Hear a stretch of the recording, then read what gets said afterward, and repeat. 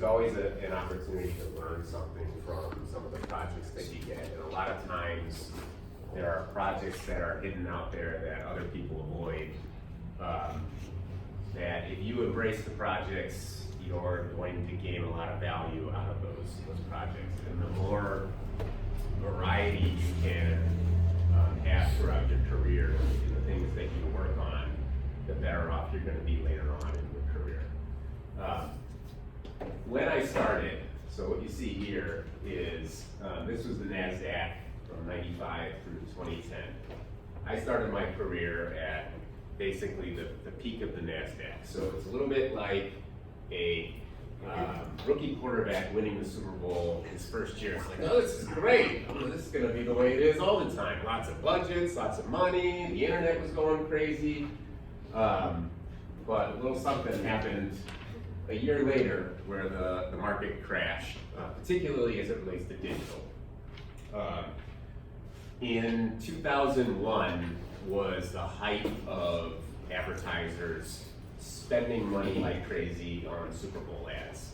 Advertisers that didn't understand how they were going to make money, just flooding money into the marketplace. And then when that turned out to prove that these companies actually needed a plan to make money, everybody created a website. It's like, well, I don't know how we're going to make money, but we'll make money somehow. Everything crashed. But that was the height of the internet. I started, my first account I worked on was on the United States Navy. And this was a very interesting account. I started in media, where I was doing media planning in TV, print, radio. I was doing all kinds of stuff with reach and frequency, negotiation, media strategy, target analysis, budget allocation, probably all stuff you're very familiar with some of the courses that you've taken. And way off in the distance was this tiny little star that was called the internet, that nobody in the company really knew what to do with it. It was just this basically great wild, wild west of an ecosystem. And they said, okay, well, our target is juniors and seniors in high school. They've grown up with the internet, right? And I did not grow up with the internet. I didn't have the internet until I got to college. So we've got to figure out how to tackle this space and get after these juniors and seniors in high school to get them interested in joining the Navy. So I said, I'll do it. Raised my hand for it, and basically that's how I cut my teeth on the internet. Basically making plans and trying to take as much as possible from all the stuff that I learned from other media and applying that to the internet and building out our capability from there. At the beginning, that's what the internet looked like, and this was, one of the very first banner ads, and that was what we needed to buy. The problem was at the very start was there were no guidelines for what size the ads needed to be, what the ads could do in terms of functionality, the file sizes of the ads, so it was just all over the map. So you could create one ad, but it would turn into 30. Right, that you need to create, and every website had different specs that you had to accommodate. I was very fortunate in that it was this kind of white space, and I continued to be fortunate in terms of some of the opportunities that I had just based on the timing of my career and when these media kind of exploded. So in 2004 was really when search started to become a thing in terms of advertising. If you can believe it, Google at one point said, we're not going to take advertising. Now they're basically the largest advertising property out there, right? It's what most companies spend most of their dollars on. But at the time, we had to learn kind of how search worked and how we were going to put ads in and how we were going to manage that space. So I worked on that. YouTube became a big thing back in 2007. So that meant, okay, well now there's some opportunities for video advertising. How do we approach that in the digital space, and how do we build up from there? Again, applying everything that we've learned from previous media. 2009, social media started to explode and started to, again, this is another area where Facebook came out, Twitter came out, they said, we're not taking advertising. Well, everybody inevitably takes advertising, otherwise they can't make money and continue to generate content or build their platform out. So I built out a social media practice for our agency. Then mobile advertising started to become a thing, and that was, okay, now we've got smaller ads, the entire ad delivery system is different. We had to create brand new systems to accommodate that, brand new ways to buy to accommodate that. In 2012 is really when programmatic started to explode. So that's how recent programmatic is. So in our industry, it's an area that is, there's a real shortage of talent just because it hasn't been around for very long. However, there's a huge future for programmatic, and I'll get into that a little bit later. And then when I made my move to General Motors, programmatic TV, in the way that we define it at General Motors, became more of a thing, which is very significant because the bulk of dollars, over 50% of the dollars in advertising, have been in the TV space throughout the course of time. So now that programmatic is starting to penetrate the TV advertising space, there's a lot of opportunity to start to garner some of those dollars. So, some of the advertisers I've worked on all kinds of industries: travel, healthcare, shipping, home improvement, government accounts, furniture, chicken of the sea. This was at the ad agency I was at. Finance, guns, aircraft, and I managed to somehow in the Detroit area avoid automotive until 2016 when I made my move to General Motors. Part of that was intentional, part of it was unintentional. I just wasn't all that interested in cars at the beginning of my career. And all of what I learned on some of the more diversified accounts that I worked on really helped me when I got to the automotive space. And I was able to make that transition because I learned all the processes and mathematics and theory behind advertising and digital. And at General Motors, it's easy to find someone that knows about cars, right? So all I had to do was learn about cars and apply that to what I knew about advertising. They didn't hire me to make cars, they hired me to advertise them. So about GM, right? I mentioned it before, but our group works brand agnostically, so it's all those brands there. Market agnostically, so we work, we've got offices in South America, Dubai, South Korea. We've got some other brands in China, which is a little bit of a different relationship because they've got, it's a joint venture, and we don't do a whole lot in terms of marketing in that market. Holden down in Australia, and we've got Canada and Mexico as well. So I have had the opportunity for the first time in my career to do some international travel, which has been really awesome. So what do I do every day? This. No, don't do that. This, someone actually took a picture. This was a terrible conference call I was on, and it was right after daylight savings, and I was tired, and I'm a baby when it comes to time change and travel, and even if I travel to Chicago, it's like I come back, oh, I'm so tired, right?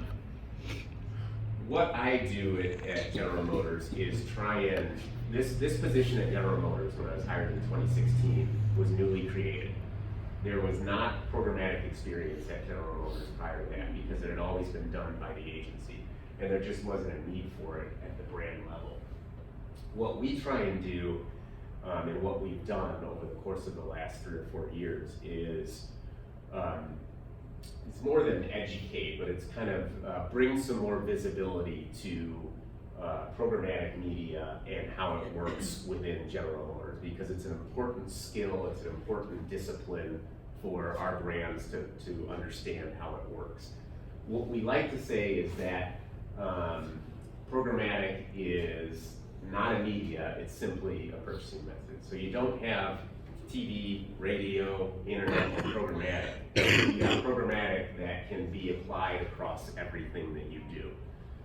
So it's more of a, there's only programmatically purchased media. That's what we like to say to all the brands. Give you some idea again about how new this is. So what you see here is what programmatic represents of the buying back in 2013 of it was just available in video and display advertising or banner ads on websites. And it was well under 50% of what everyone did. Fast forward to 2020, this was a predictive slide back a couple of years ago. So it's not as aggressive as this, but it's pretty close in terms of a number of these areas. But you can see that programmatic can be applied across all media. So it's a discipline that is growing in importance, and you can see there with the digital channels in particular, video and display, we're approaching close to 100% in terms of everything being bought programmatically. Now, I don't think we're ever going to get to 100% because there are certain things that we just can't do programmatically, and it doesn't make sense to do programmatically. It's a very important skill set to have in our industry. TV I'll get into in a little bit.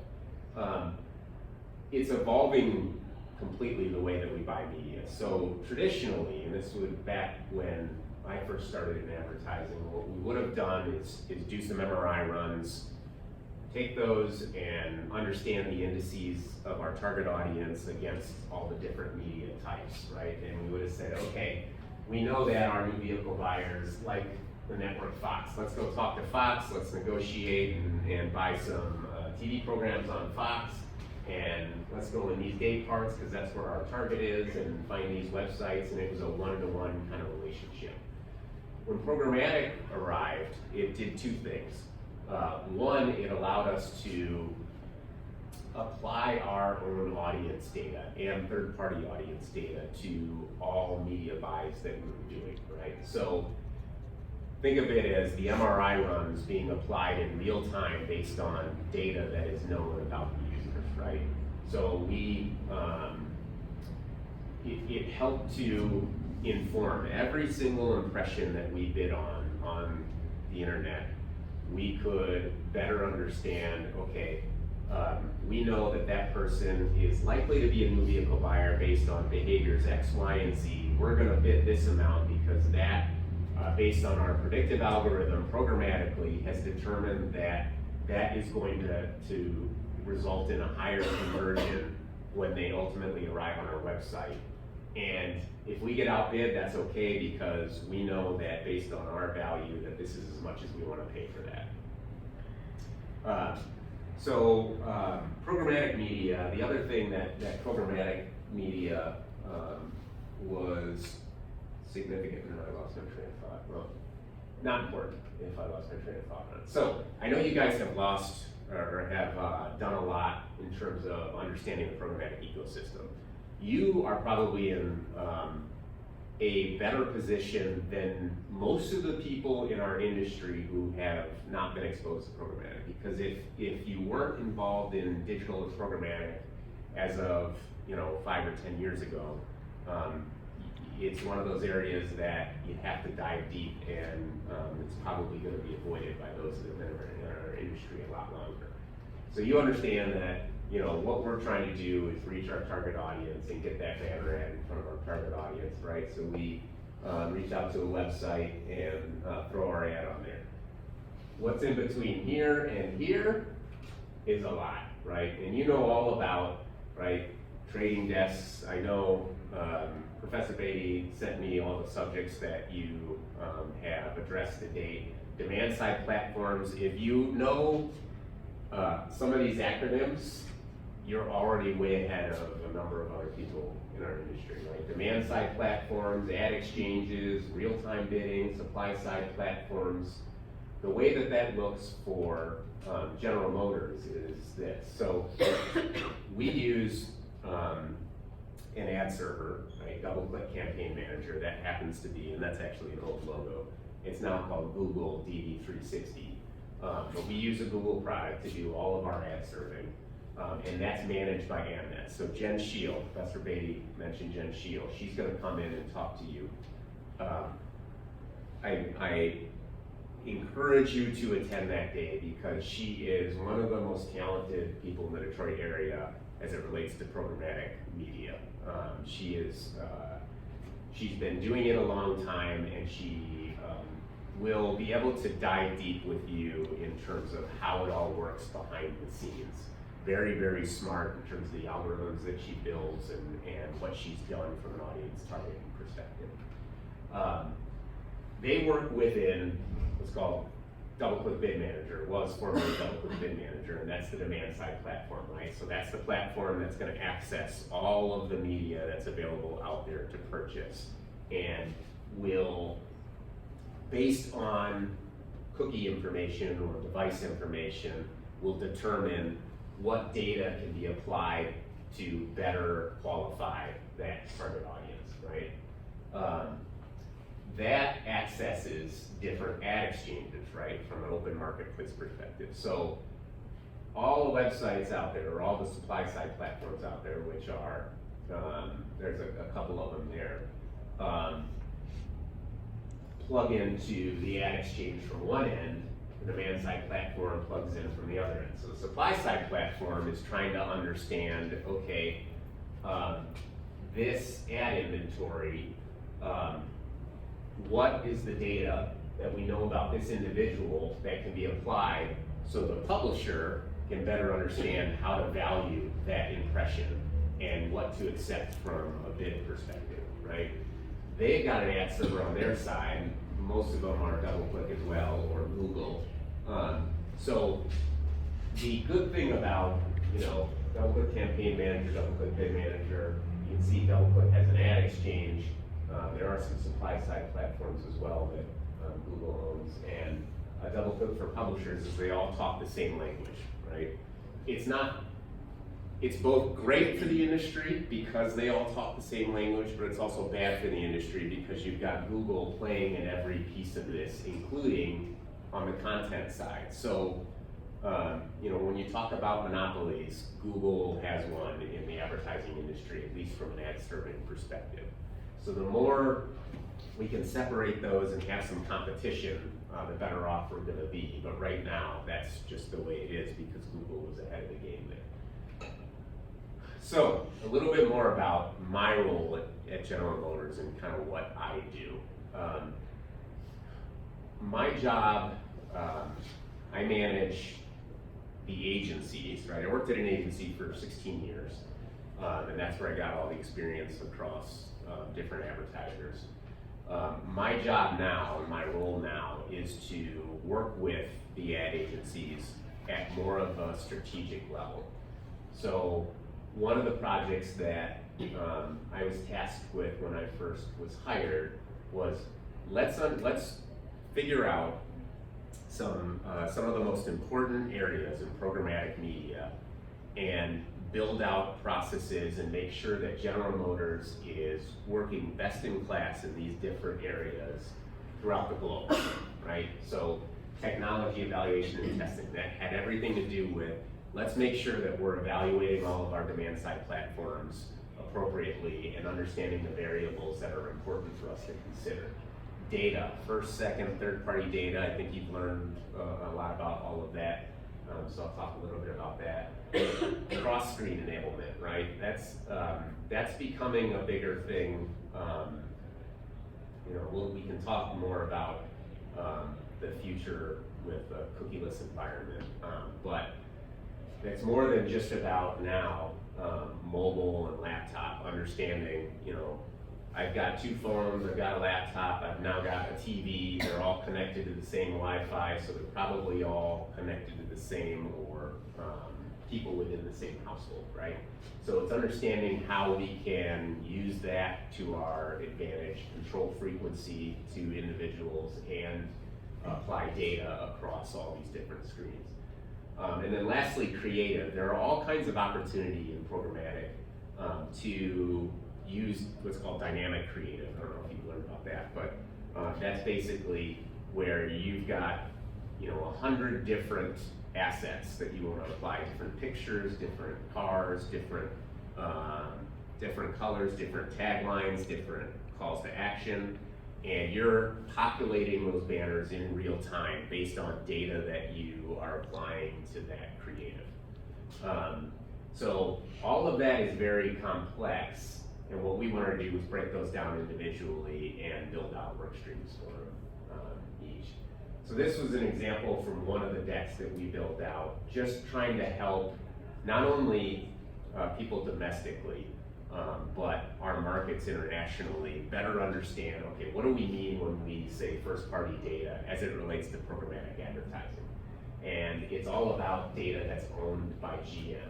But it's not just our customer information, it's also anytime they visit a website, that's first party data that can be better understood and applied to future considerations when buying. But we try and understand the most we can about an individual and then apply that to programmatic media. Third party, again, identifying different areas, but this is data that we would purchase. So something like, these are a few of the companies in this space, but they're aggregating data from credit card information, they're aggregating data from website behaviors across the web, they're pulling in all kinds of different data sources and then building out audience segments. So if we go to them and say, Polk is a good example of a third-party data company that we use frequently. They have access to all of the automotive registration data across the US. And so they can help us understand not just what vehicles of ours are owned, but also of our competitors that are owned. So we can segment and advertise to them accordingly. This was an example of the demand-side platform scorecard we built out. Again, identifying a number of variables and then assessing the capabilities of each of those platforms accordingly. Jen will get a lot more into that stuff. So, from there, what I thought I would do, first, anyone have any questions so far? Okay, so this is a project that I have been working on more recently because it's an area that is getting ready to explode. This will kind of give you a taste for the type of presentation I would pull together to help GM understand a new and emerging space. So the TV space right now is very complicated, right? What we did is we worked to put together a spectrum, right? So linear television, one end of the spectrum, watching traditional television with your satellite or cable remote. I don't even know if any of you even do that, but for older audiences, this is the traditional way that we've always watched TV. One single remote, go through Xfinity and watch TV, right? Other end of the spectrum is device video. So that's watching on your mobile device, watching on your laptop, watching on a tablet, very different user experience than here, right? And then right in the middle is this area that's called advanced TV. So that's watching any video content through your television. This is an area that has emerged recently for a number of reasons, which we'll talk about, but that's been a big part of my focus.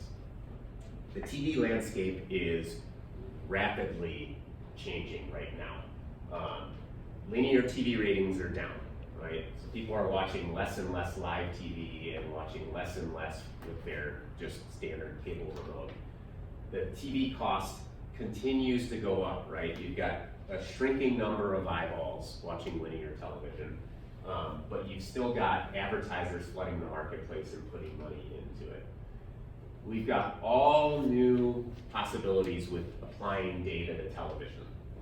And so that is changing the way that we look at television. And content is exploding. You're living in a time of, in history, where content is at its best. And you're lucky to have all the options available to you to watch. People are still watching TV. This is a misconception that I think happens a lot in our industry, is that people are saying, well, young people don't watch TV anymore. That's not the case.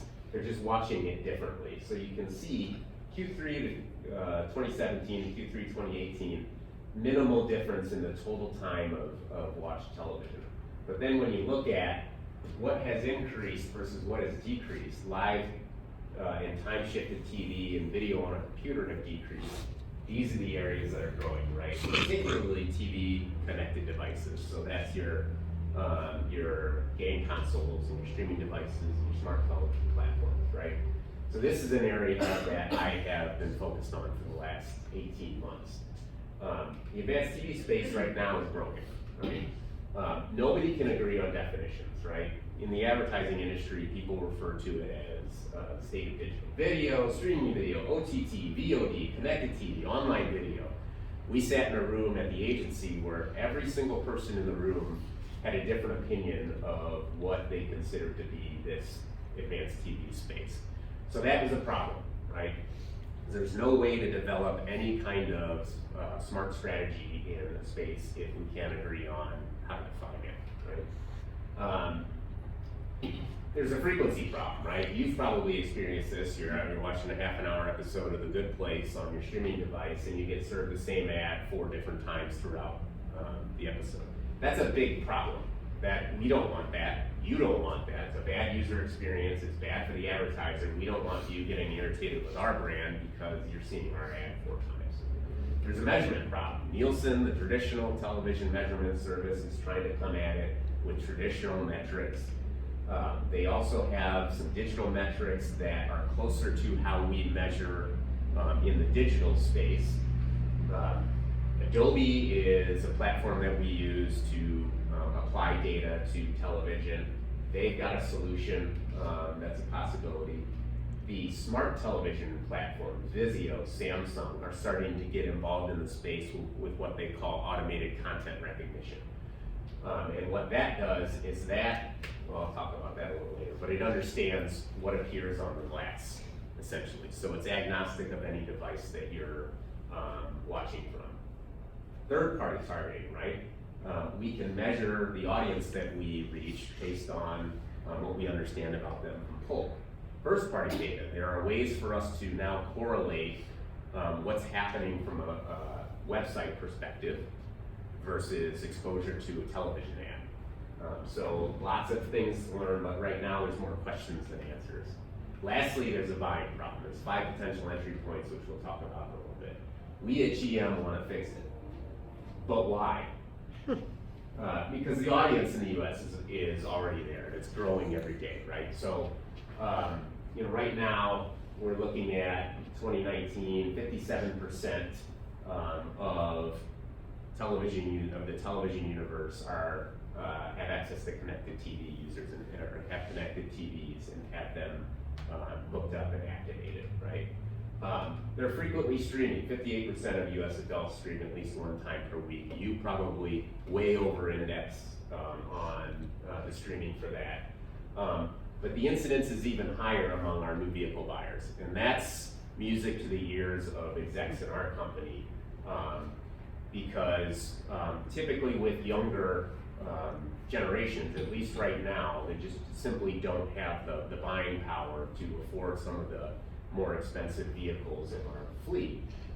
And so for them to understand that the incidence is higher among that target audience that has the income to afford some of our more expensive vehicles, now they're starting to listen to this whole advanced TV idea. How can we take advantage of this space, right? It's also, it exists globally, right? This is the difference in terms of markets that are key markets for us. But as you can see, the US is pretty far advanced, but even Mexico, right? From a new vehicle buyer perspective, the incidence is even higher, right? Outside of that, the US is pretty much the most advanced market as it relates to this, and that has to do with privacy laws, that just has to do with the devices and where they were created. And there's a lot of marketplace factors, but they rely on a lot of what we've learned to help them in the advanced TV space. Let's see. But it's very confusing, right? So if we look at it from the user perspective, right, I want to watch Shark Week on Discovery Channel. There's a number of hurdles in place in between that content and what I want to watch, right? So you've chosen Discovery Channel, now you've got to choose a screen. We know based on research that most people prefer, I'm sure you're the same way, to watch TV if it's available, watch video on a big screen, right? That's supported by data that 76% of the users prefer to watch video on a TV. I don't think that's a big surprise to anyone, right? So we've got TV, right? Then you choose your entry point. Are you gonna watch traditional cable, smart TV platform, streaming device, right? That brings you to this screen, right? So I know in my house I have this, where I've got, probably 7 different remotes, and depending on what you wanna watch in the room that you're in your house, you've gotta pick a different remote and access that content, right? So it's very, very confusing. I shouldn't say confusing. It's far more overwhelming than it used to be to watch TV. And then it's about choosing a subscription service. So you go into a Roku, right? Now you've got to figure out within your Roku, are you authenticated with any number of apps that you could watch video content from, right? So you navigate to your app, you go to the Discovery Go platform, now you find out you're watching Shark Week, right?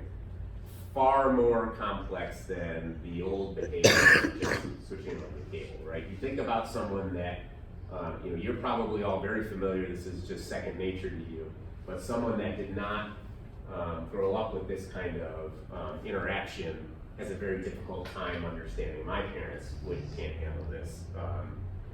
A lot of people, I would say 40 plus can't handle this, or at least have a very difficult time with it, right? So how do we buy advertising, right? I talked about it before, there's 5 different entry points. So we can go through the networks, right? So the networks sell some of their advanced TV inventory, right? There's a debate going on in terms of what they make available programmatically versus what they sell directly. The big networks don't want to lose control of their inventory, so we work with them directly to purchase a lot of our advanced TV inventory beyond just what they have on linear television. The smart TV manufacturers are starting to get involved. So Samsung in particular has been very advanced in thinking in this space. They're starting to form partnerships with some of the networks to start to sell advertising through their platform. The streaming devices, Roku, Amazon, PlayStation Vue, Xbox are all getting into the advertising space. Subscription services, Hulu, YouTube TV, Sling, right? They're all selling advertising differently. Programmatically, you can purchase advertising, and we've done some testing in all of these areas to try and figure out what's the best way to access this inventory. So how do we simplify this landscape? Like, we've done some testing, like I mentioned, where we've expanded our partner list to do a little more experimentation across all the different providers out there. I mentioned it before, we're testing automated content recognition to better understand how we might be able to control frequency. At the very least, how we can measure frequency, right? So if we can eliminate the variable of the device that someone is accessing and just understand, okay, exposure happened in this household on this TV, we can then better control or at least understand what our frequency is for every individual versus trying to split that up over all those devices, right? Lastly, we've done some things to learn more about ad delivery and seasonality and temporarily suspending networks that we just don't feel like are ready. This is an emerging opportunity that we've done some testing with, and that is new functionality in this space, right? If you watch this, let me go back one.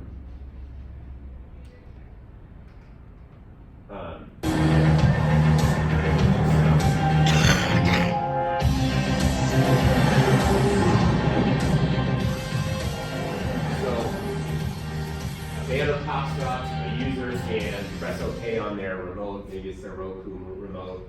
They can scroll through exterior images, interior images of the car. They can even submit their phone number for to book a test drive with Cadillac. So this is something that we're experimenting with right now to better understand what that interactivity is and what the potential is for us as advertisers. Lastly, from a this is a significant update in our industry, and that is the introduction of 5G. Now, it's been slower to market than I think really any of the technology companies anticipated, but it's significant because in a 3G world, right, it would have taken you 26 hours to download a 2-hour-long episode of the Guardians of the Galaxy, right? 4G, 6 minutes. In a 5G world, that's reduced all the way down to 3.6 seconds, right? What does that mean? In a 4G world, in a 3G world, apps like Uber, Snapchat, and Instagram were not possible. The speed was not fast enough to, in real time, understand where the vehicles are and have that transaction happen in real time from an Uber perspective. Instagram and Snapchat were very file size heavy. So in a 5G world, we don't know yet what that's going to mean, but we expect that there are going to be all new kinds of apps and technology that emerge that we can't even fathom yet, that are sitting out there just waiting for this speed to get mainstream. I think this is what's going to help the advanced TV space explode. So lastly, I know Professor Bagan mentioned that to talk a little bit about, from a career perspective, give you some advice here. So from a great philosopher, the way I see it, you can either run from it or learn from it. So, I talked a little bit about before, embrace those opportunities of the unknown, right? Because there's always something you can learn from it. There is, I always like to say, yes, there's, you can have a bad experience, but there is no bad experience, right? And what I mean by that is, what you may be going through at the time is awful, your boss may be awful, the project may be terrible, but there's always something you can take away and learn from that, right? And a couple of quotes, last slide here. Guy Kawasaki, he was one of the original people at Google, I think it was. He now runs a joint venture or a venture capital company. But when you meet someone, ask yourself, can I help this person, right? I didn't really understand what he meant at the time he said that, but as I better understood that, it's really true. When you meet someone new, even in your company or outside your company, how can I help this person instead of what can I get from this person, right? And what that'll do is it'll open up doors for you in terms of your credibility within the industry and what you can learn. You do not really understand something unless you can explain it to your grandmother. I love that quote because the way that I practice, I go the opposite way. When I practice my presentations, I practice them on my kids. If my 7, 8, 9-year-old can understand it, and this is not meant in an arrogant way. When you're presenting to executives, it's not that they're dumb. They're very, very smart, very intelligent. They don't have time to worry about how programmatic works. So you've got to take that very most important piece, put it in front of them, and tell them why they should care about it. What has always served me well is a smile goes a long way. You'd be surprised. You get mired down in working every day, and people walk in the conference rooms like, oh, and it just creates a terrible atmosphere. But people love a smile and will be more open for it.